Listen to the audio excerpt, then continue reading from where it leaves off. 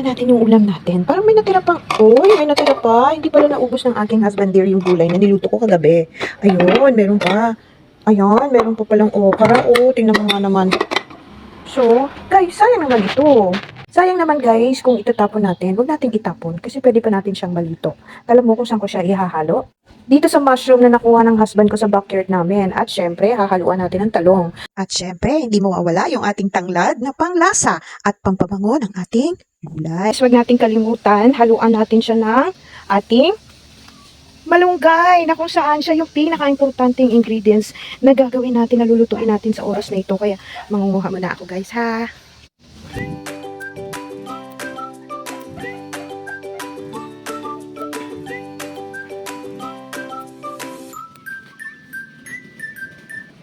Ayan guys, marami na yung kinuha ko. Mahilig kasi yung husband ko ng malunggay, tsaka ako na din. Mahilig din kami. Kaya madami-dami yung nilalagay namin.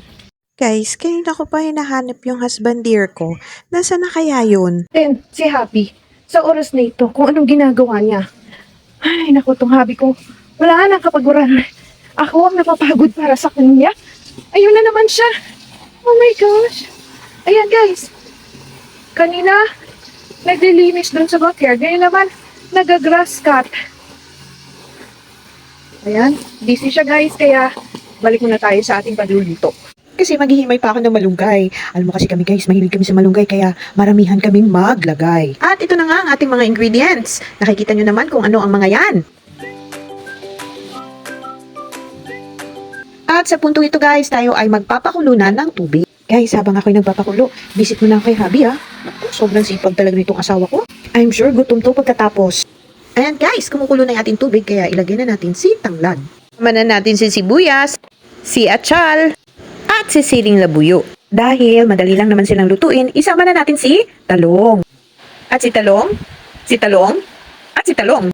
At of course, yung ating pampalasa ng ating gulay. And guys, huwag mo kalimutan mag-subscribe sa YouTube channel ko at i-click mo na rin ang notification bell para updated ka sa mga bawat iba-vlog ko. Kanina pa kasi nag-aantay si Mushroom kaya yan, ilunod na natin.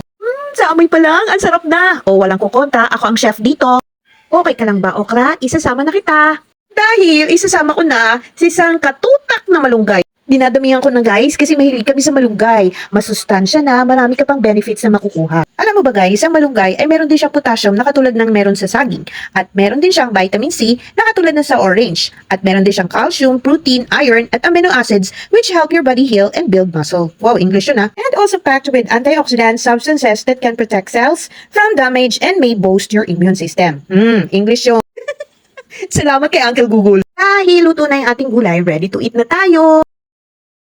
Siyempre, hindi mawawala ang tuyo.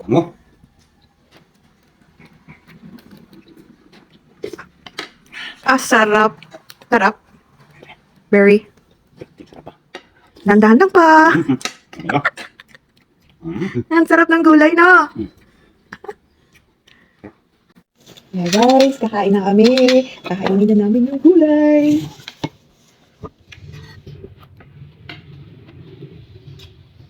Sarap na sarap. Daghang salamat. Thank you for watching.